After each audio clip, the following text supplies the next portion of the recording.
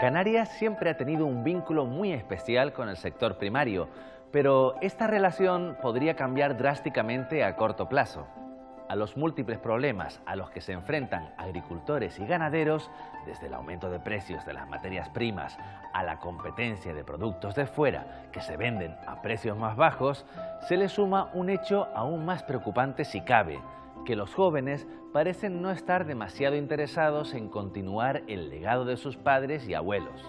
Hoy debatiremos sobre el futuro del campo en Canarias, hablaremos de sus ventajas e inconvenientes y desmontaremos algunas ideas preconcebidas que circulan y nos preguntaremos si es posible llegar a conseguir la soberanía alimentaria con lo que cultivamos en el archipiélago o si, paradójicamente, cuanto mejores son nuestros productos, menos logramos disfrutarlos aquí.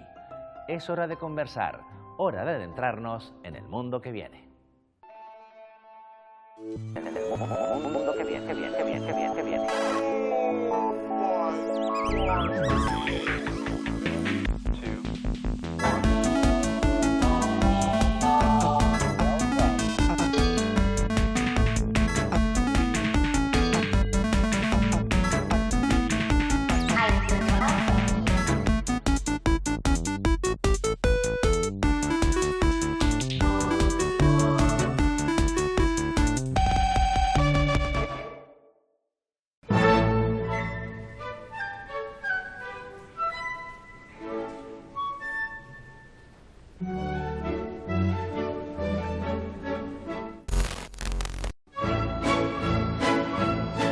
El sector primario en Canarias genera un valor añadido bruto de más de 745 millones de euros al año. En materia agrícola, que es la actividad dominante, origina 20.000 puestos de trabajo directos y supone un 1,2% del Producto Interior Bruto. Y pese a su evidente importancia, sigue habiendo un desconocimiento generalizado sobre cómo funciona realmente el mundo del campo. Creo que no hay en absoluto conciencia desde las ciudades de lo que es la agricultura. En absoluto, cero. De hecho, no queremos verlo. Yo creo que la comunicación entre lo que la gente como que vivimos en ciudades o ajenos a la agricultura y la agricultura y ese lugar y esas personas que trabajan en lo que luego comemos, o sea, hay como un muro. Y creo que ese muro es muy grueso de forma consciente. O sea, si ese muro se rompe de alguna manera, nuestra burbuja de cristal, ¿no?, de personas que solo pagamos y consumimos por eso y no vemos el proceso, como que se rompe y eso quizá cambiaría nuestro consumo, no sé qué pasaría. ¿Creen que la gente es consciente de lo que significa vivir en el campo y del campo? La gente de ciudad más urbanitas quizá no disfrute, porque yo creo que hay que disfrutar del campo, no solo trabajarlo y sufrirlo, sino disfrutarlo también. A veces no se es consciente de que esa vida puede ser incluso una vida mejor que la de ciudad.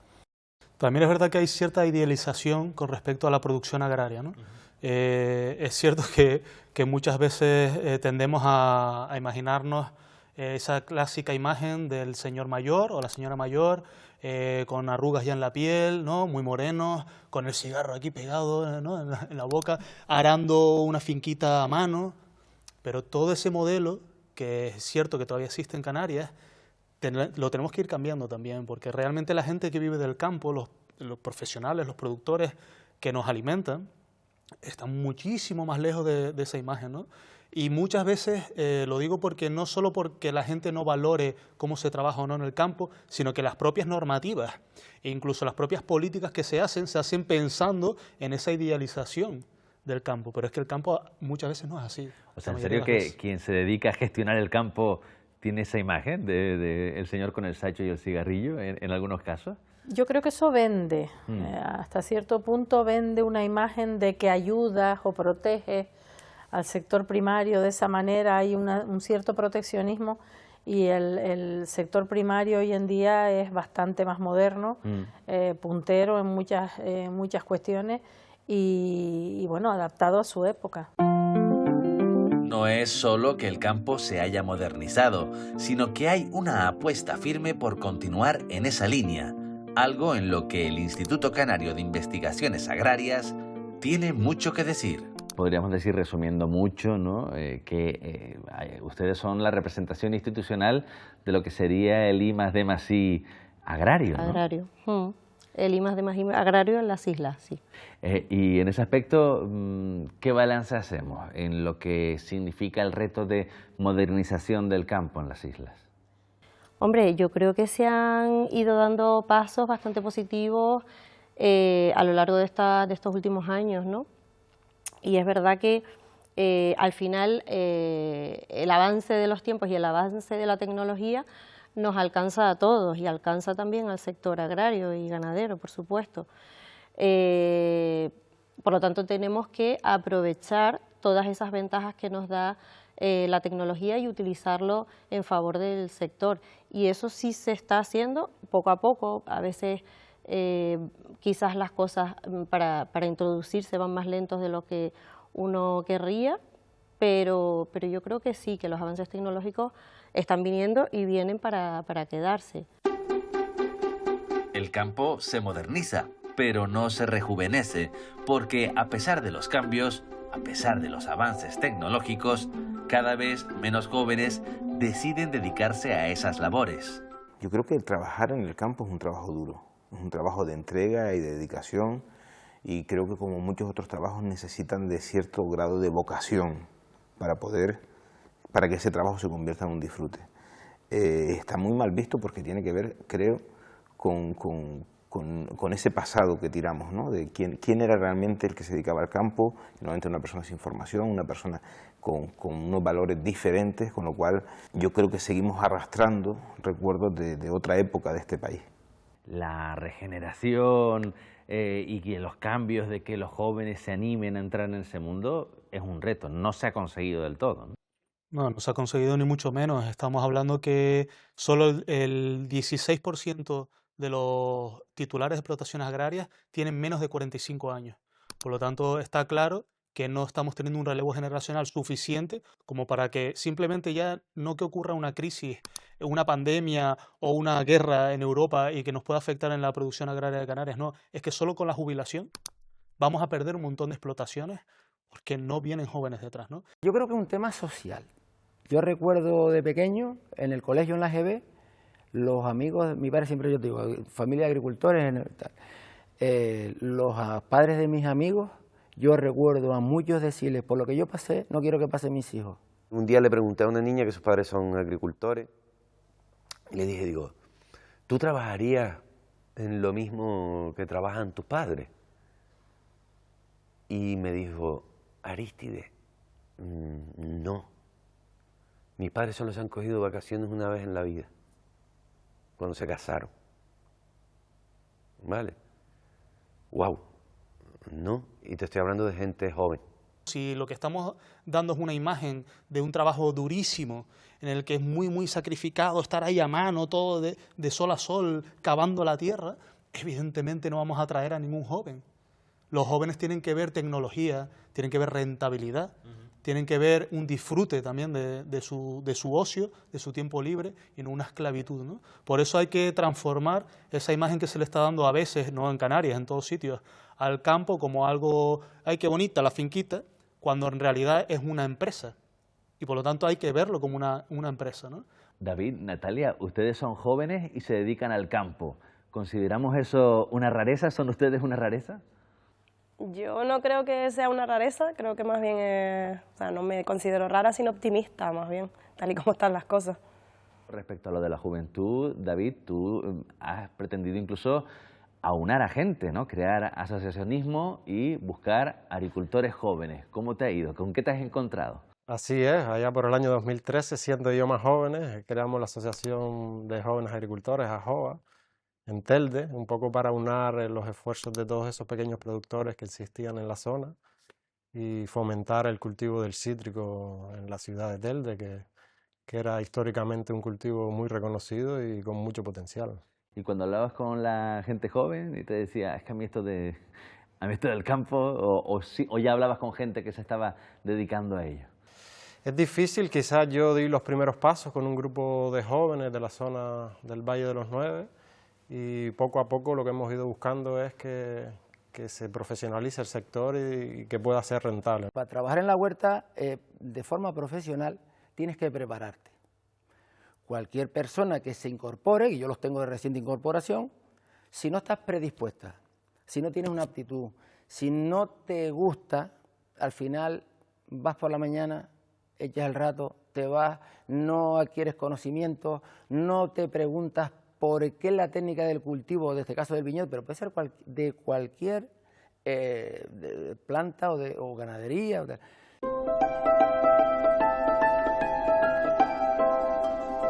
El campo ya no es como lo pintaban en las películas antiguas. Ahora hace falta mucha preparación y tecnología. Y si eso ya de por sí rompe los esquemas a más de uno, la sorpresa puede ser doble al descubrir que, más allá del cultivo de plátanos, tomates o papas, que es lo primero que a muchos se les viene a la cabeza al pensar en el campo canario, en el archipiélago se cultivan productos de todo tipo. Tú apostaste por la apicultura, ¿no? ¿Por qué? Pues, no sé, eso me lo pregunta todo el mundo, pero porque cuando estaba estudiando biología, pues me dio por poner una colmena para probar y ya me enganché y no lo pude dejar nunca, pero no tengo ni tradición familiar ni nada así. Las abejas me engancharon y ya seguí. Te engancharon pero no te picaron. Bueno, sí, algunas también. La cosa es que el tema de las abejas forma parte de ese gran debate en el que estamos de si se nos acaban las cosas o no. Estamos viendo de cómo parece que muchas abejas están muriendo. Tú que conoces el tema de cerca, ¿eso es verdad o es un bulo o una exageración? No, es verdad lo que pasa, o sea, es verdad. Lo que pasa es que no se ve el día a día de como lo podemos ver un apicultor o una apicultora, ¿no? Yo el año pasado, por ejemplo, se me murieron de hambre 40 colmenas con todas las abejas que eso lleva, ¿no? Entonces, no somos conscientes porque no lo vemos. David, tú apostaste por los cítricos, ¿no? Las naranjas y más allá. ¿De dónde viene también esa vocación y el fijarte en ese producto concreto?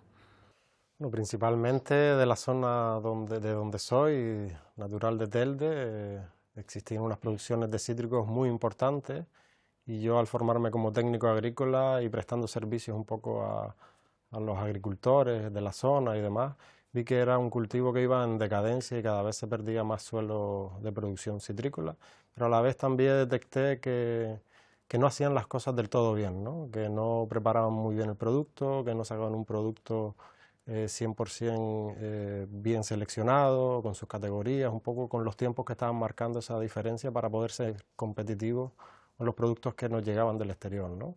Entonces vi que también la naranja era un producto casi de primera necesidad, lo consumimos casi a diariamente, pero muy poco valorado, ¿no? Entonces a mí me gusta emprender, me gustan los riesgos, y aposté por un cultivo muy complicado en cuanto a afecciones y plagas y enfermedades, nos afectan más de 400 plagas de manera directa o indirectamente y es un cultivo que hay que ser muy técnico para poder llevarlo a cabo y que sea rentable, ¿no? ¿Cómo situarías la uva y el vino dentro del escalafón de lo que Canarias puede llegar a producir y lo que puede producir además con calidad y encontrar un público? Hombre, en hectáreas, yo no manejo mucho los datos, pero en hectáreas creo que el cultivo del viñedo después de la platanera era el más importante. Entonces, pues bueno, como superficie agrícola, siendo de las más importantes de Canarias, pues estamos hablando de algo que pues tiene mucho que ver con lo que me estás preguntando. ¿Y el potencial está bien explotado? Porque venimos de un pasado en el que se hacía vino, pero por suerte estamos conociendo ya la presencia de gente que lo estudia, que lo trabaja y se está perdiendo el miedo, entre comillas, que tenía la gente a aquello del vino de la casa, ¿no? Hubo un cambio de calidad muy fuerte, hace como unos 30 años puede ser. Se crearon las primeras denominaciones de origen y tal, y la calidad del vino ha mejorado, pero una barbaridad. Yo creo que estamos, en cuanto a tecnología en bodega, estamos en el top del mundo. Las condiciones agroclimáticas de las islas son muy variadas, en función de la vertiente, de la altitud, por lo tanto de las condiciones climáticas, de las condiciones de suelo. Realmente aquí podríamos plantar casi de todo. Solamente hay que buscar el piso climático que sea más adaptado a cada cosa. Sí es verdad que otra de las cosas que se está haciendo mucho también desde el centro, desde hace tiempo, es probar porque hay fincas de ensayo de diferentes especies vegetales, y es probar eso, a partir de esas fincas de ensayo, cómo se dan esas especies vegetales que no están comúnmente aquí, cómo se dan, ¿no? Y qué requerimientos se necesitan. Y bueno, y es verdad que en los últimos tiempos y en los últimos años siempre hay como cultivos nuevos que se han ido introduciendo. Y viendo todas las posibilidades que ofrecen nuestros campos, inevitablemente surge la pregunta de si es posible pensar en la soberanía alimentaria. O sea, que nosotros mismos, produciendo en Canarias, demos para comer lo que nosotros necesitamos. De momento sabemos que es una quimera. ¿Lo será siempre o se puede conseguir? Bueno, de momento es una quimera, efectivamente. Es un poco complicado en determinados productos. En algunos productos, si estamos hablando de la agricultura, en algunos productos agrícolas somos soberanos, es decir, podemos y hacemos y producimos perfectamente lo que consumimos aquí, pero no tenemos de todo. Y por lo tanto siempre habrá cosas que haya que introducir.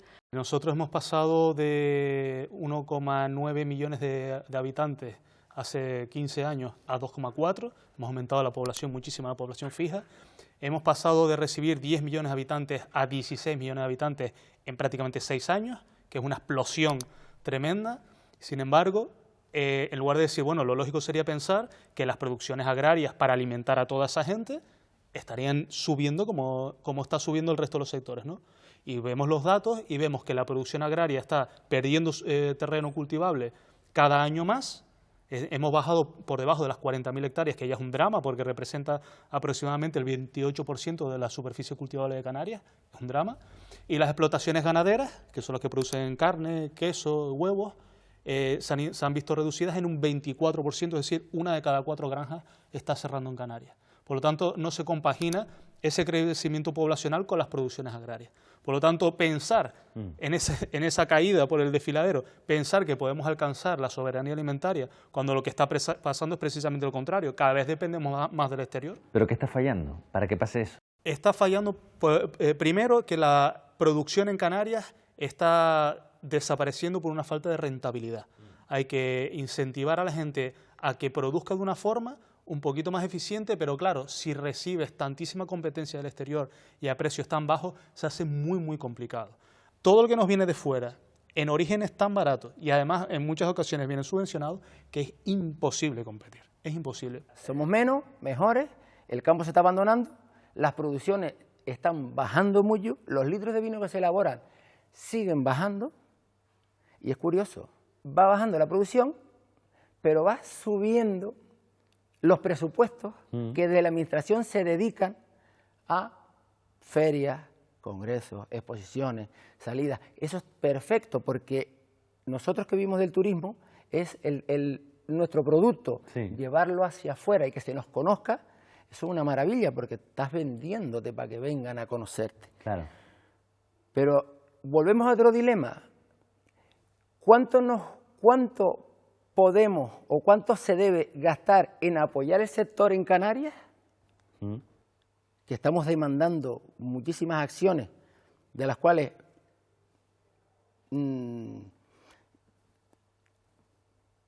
hay muchísimas que ni caso nos hacen. ¿Y cuánto dinero se está dedicando a la exposición y al sacar fuera nuestros productos para que nos conozcan, ¿no? He aquí la gran paradoja. Los productos canarios reciben todo tipo de reconocimientos a nivel mundial, pero curiosamente a veces resulta difícil encontrarlos dentro de nuestro territorio. Así que al final terminamos consumiendo los que provienen de otros países y que se comercializan además a precios inferiores. Cualquier cosa que vayamos a producir en Canarias va a tener un plus de carestía con respecto a otros territorios por las pequeñas explotaciones, porque somos islas, porque estamos muy lejos de todo. Entonces ya tenemos que ir con con la premisa de que cualquier cosa que plantemos aquí va a ser mucho más cara. La ley de cadena alimentaria se suponía que venía un poco a ayudar a esto, es decir, obligando a que el productor no vendiera por debajo del coste que ha tenido su producción. Esto al final quedaba muy bonito en el papel y no se puede aplicar. ¿Va a cambiar las cosas? ¿Qué pensamos de esta ley? Bueno, ahí yo creo que tenemos el corazón partido, que dice la canción. No cabe duda de que digamos, el interés de la ley era efectivamente mejorar las condiciones de venta de los agricultores y ganaderos, de los productores en general, pero si es una ley localista que solamente afecta a España, pues difícilmente vamos a poder cumplir eso, porque efectivamente a nosotros se nos piden todos los requisitos, los contratos, el cliente tiene que contratar, el cliente tiene que saber que tiene que firmar un contrato con el proveedor, que no puede estar por debajo de su precio-coste, etcétera, etcétera, etcétera.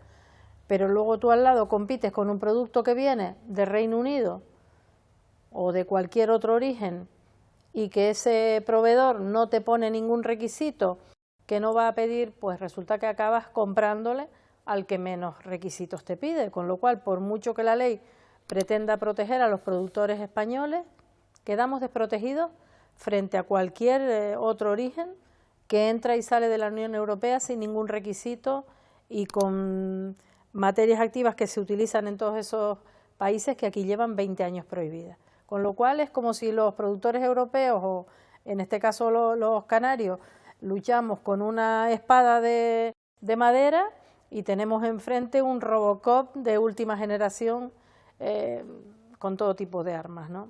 Es un dilema curioso porque en teoría, si nos queremos profesionalizar hay que regular, pero al regular nos cargamos lo que tenemos, ¿no? ¿Cómo se puede encontrar un equilibrio, no asustar a la gente y animar y de paso que haya una regeneración y que aparezca gente joven interesada en recuperar eso, ¿no? Al final tiene que haber un sentido común. Vamos a ver, si teníamos un campo que estaba totalmente cultivado, que como dice mi padre tiene 76 años, cuando yo era chico, coger hierba a otro era robar, porque la hierba la necesitaban para darle de comer a sus animales, a su ganado, que era de lo que comían, de lo que desayunaban por las mañanas, leche y gofio, ¿no? Dice, y hoy el campo se está abandonando, pero a marcha acelerada, o sea, no hay más que verlo. Entonces, vamos a rebajar las exigencias a los productores, bueno, a rebajar no, vamos a mantener las exigencias, si quieren, a los productores agrarios, pero a lo que venga a competir de fuera, que mínimo se les exija lo mismo. Sí. Y otro ejemplo yo creo que muy impactante, es que aquí, por el bienestar animal, en breve se quiten las jaulas para los animales, para las gallinas, para los pollos, y resulta que esas jaulas se venden a Marruecos, se producen los huevos en Marruecos, y eso sí pueden entrar en la Unión Europea y no tienen ningún problema de legislación. Entonces es como una doble moral que va cansando y va aburriendo a los pocos que quedamos, a los pocos románticos que quedamos en esta profesión. Lo malo es que el problema de los precios no es la única dificultad a la que se enfrenta el sector. Quizás las condiciones de trabajo hayan variado respecto a décadas pasadas, pero nadie puede decir que vivir del campo en Canarias sea precisamente fácil. A día de hoy es muy complicado. Si es complicado en cualquier sector, digamos, empezar una actividad en el sector primario es, si cabe, mucho más complicado porque es muy complejo el acceso al suelo, el acceso al agua, que está cada vez más limitado, en fin, la profesionalidad que hay que tener, lo que hay que aprender. Los mercados, ya hoy en día tienes que tener vendido el producto antes de plantarlo para que no te encuentres en un callejón sin salida, para que no lleves a engaño a nadie porque piense que eso es muy bucólico lo de plantar y ya iré al mercado, ya veré quién me lo compra.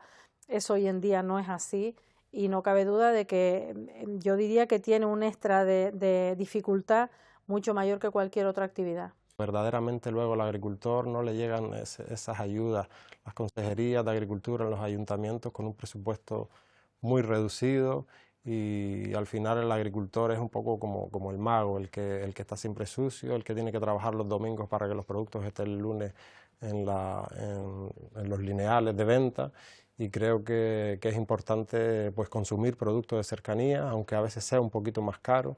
Al final estamos generando empleo y creamos un círculo donde se mueve una economía circular en Canarias y el dinero se gasta en Canarias y eso es verdaderamente muy importante, ¿no? Por lo tanto, el camino que tiene que desarrollar la agricultura y la ganadería de Canarias tiene que ser evidentemente otro, no competir contra esos productos, ¿no? Sí. Sino unos productos más diferenciados, con unos certificados de cercanía, de calidad. Ahora que se está hablando tanto de la sostenibilidad, de la huella de carbono, de la huella hídrica, pues a lo mejor hay que apostar por ahí, ¿no? Por el producto local de cercanía y no tanto por el rédito económico de los 3 céntimos de beneficio en una empresa. Y a todo esto hay que hacer también mención a la necesidad de cumplir con la Agenda 2030, objetivo loable, pero que a veces trae problemas añadidos. Por un lado, la agricultura muchas veces se le da la mala fama de que estropea los suelos y yo creo que eso tenemos que apartarlo. Sí es verdad que lo que tenemos que hacer es una agricultura responsable, sostenible y que realmente tenga muy en cuenta el cuidado de los suelos. Cuando eso es así, el sector agrícola y la agricultura es un sector mitigador del cambio climático incluso, ¿no? ¿Qué opinan de los cultivos ecológicos? ¿Es una apuesta minoritaria y siempre estará condenado a hacerlo? ¿O es el futuro? Bueno, ahora ya no es una cuestión ni de ética ni de moralidad, es que la Unión Europea, a través de sus normativas, exige que el camino sea ese.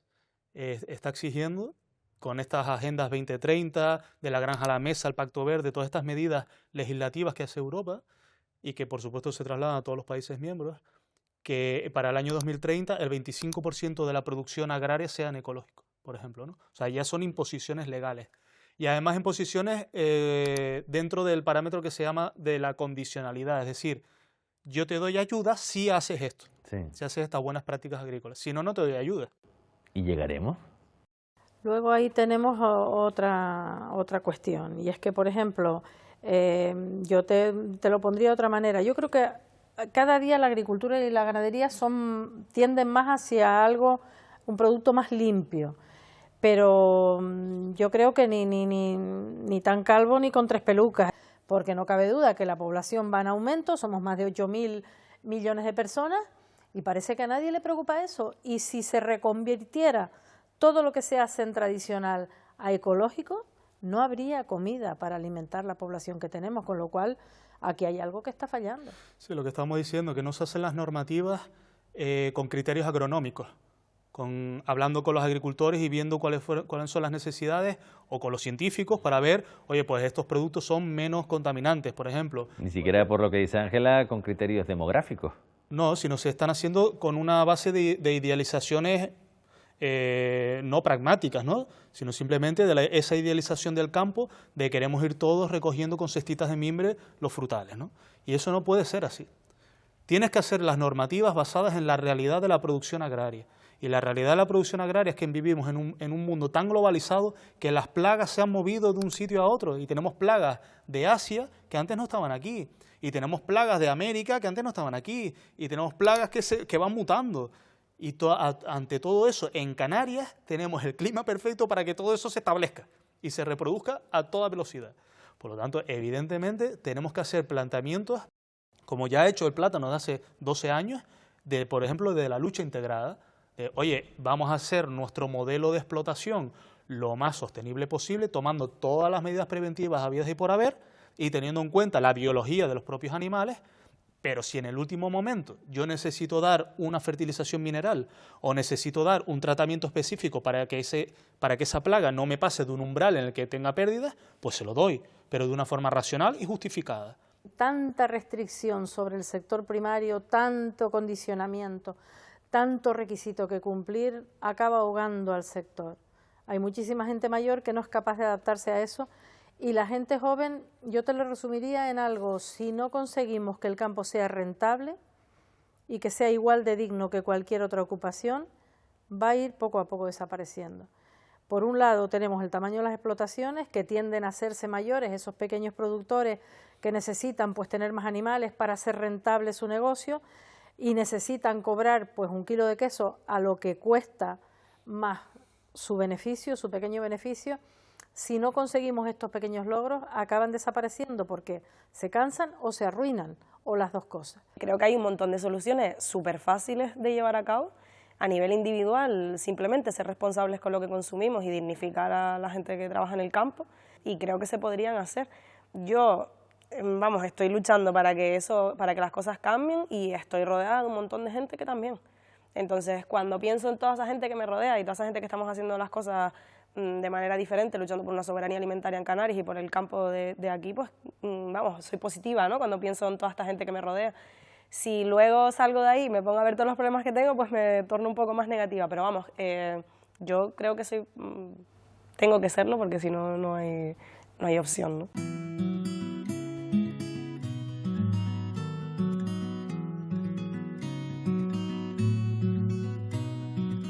El campo es un paisaje que no te pregunta, sino que te escucha. Un lugar en el que los estímulos no son artificiales, en el que el ruido natural te obliga a viajar por dentro. Regresar, o no irte nunca del campo, es tener que afrontar cierta soledad. Es asumir el miedo a la tranquilidad.